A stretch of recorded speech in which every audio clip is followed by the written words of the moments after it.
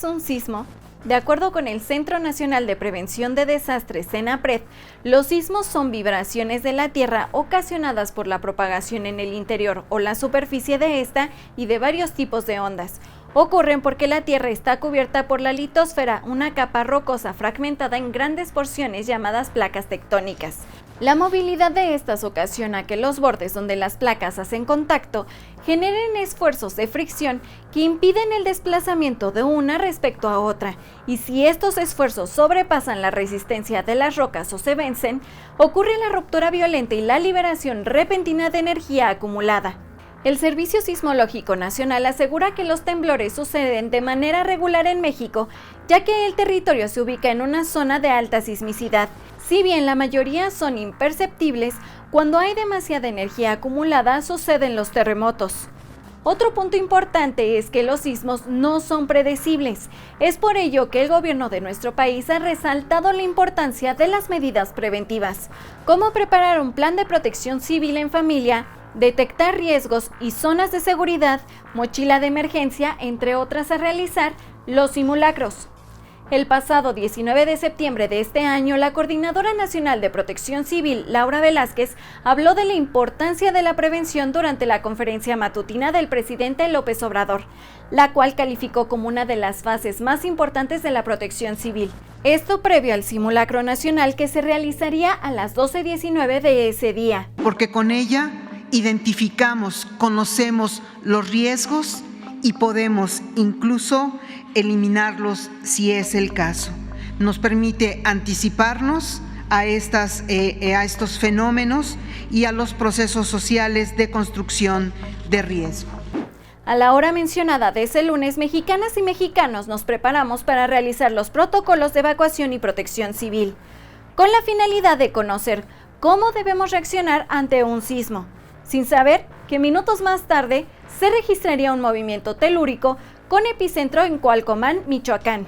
Fue a la 1:05 p.m. que se registró el temblor de magnitud 7.7, el cual dejó 2 personas sin vida y daños materiales en Michoacán y Colima. Días después, durante la madrugada del 22 de septiembre, se registró la réplica más fuerte de este sismo, teniendo como epicentro otra vez Cualcomán, Michoacán, y una magnitud de 6.9.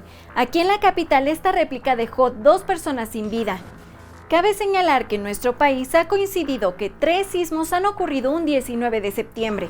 El primero fue en 1985 de magnitud 8.1 a las 7:17 p.m. El segundo fue en 2017 a la 1:14 p.m. de 7.1 de magnitud y el último en 2022.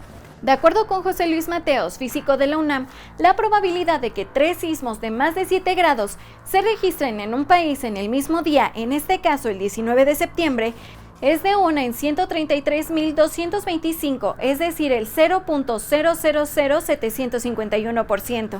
Si bien en nuestro país se le ha dado la importancia a la prevención, hay un punto que algunas y algunos han dejado de lado, y este es la salud mental y el apoyo afectivo. Y es que tras un sismo o durante el estrés puede ayudar de la siguiente manera. Así nos lo explicó Edith Barriga, psicóloga del Consejo Ciudadano.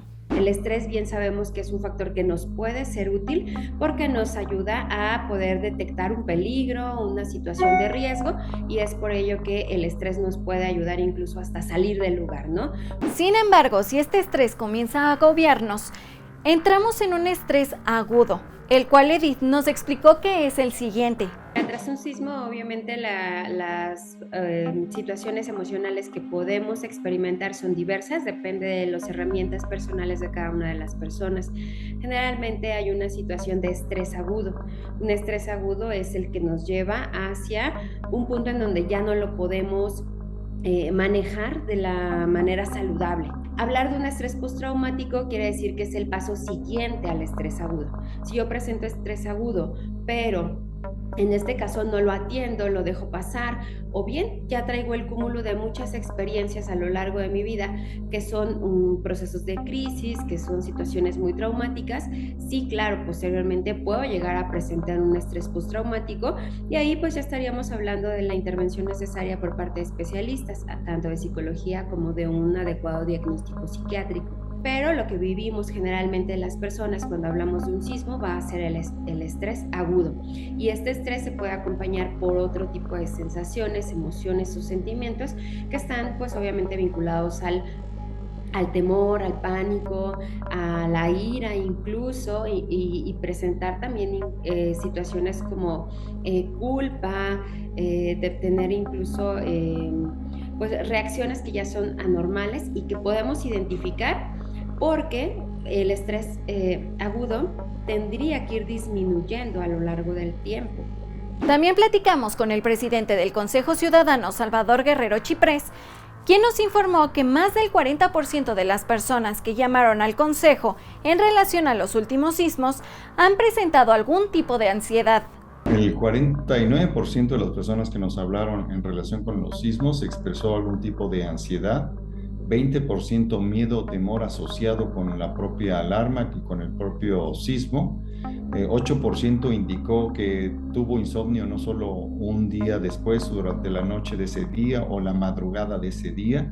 Así que el insomnio y el sismo están muy conectados en una de las formas de demanda de atención que recibimos. 4% estrés, 3% pánico, así verbalizado por las personas que nos han llamado, 2% preocupación e incertidumbre, 1% depresión profunda, 1% duelo. También tuvimos la oportunidad de platicar con Mateo, un joven que sobrevivió al sismo de 1985, quien a los 7 días de nacido tuvo que permanecer en una incubadora en el Hospital Juárez, cuando se suscitó el temblor. Se vino abajo el edificio donde estábamos. Una de las enfermeras me platican que alcanzó a cubrir a un grupo de bebés, entre ellos estaba yo, y fue donde se vino abajo el edificio y la enfermera fue la que nos rescató. Si bien Tadeo era un bebé cuando se dio el terremoto del 85, aún presenta estrés. Pues he llevado una vida normal, no te miento, o sea, soy una persona muy estresada. No me asustan los temblores, pero de alguna forma como que a mí me bloquea. Nada menos el del 19 que acaba de pasar, estaba bien, pero conforme fue pasando el rato del temblor, empecé a sentirme como con mucha pesadez en la cabeza. Me impacientó no saber de mis hijos en este caso.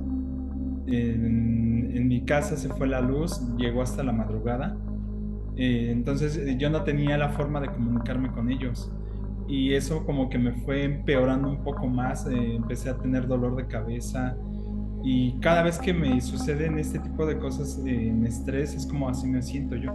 Y es que él ha sido una de las personas que ha presenciado los 3 sismos fuertes que han sacudido tanto a la capital como a otros estados, en la coincidencia del 19 de septiembre.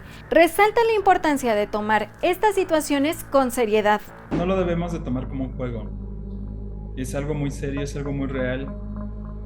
Me tocó vivirlo del 19 de septiembre del 2017, ver cómo la gente pues salió de su estado de confort y con palos, picos, con botes, con todo lo que teníamos a la mano, salimos a buscar personas que necesitaran ayuda.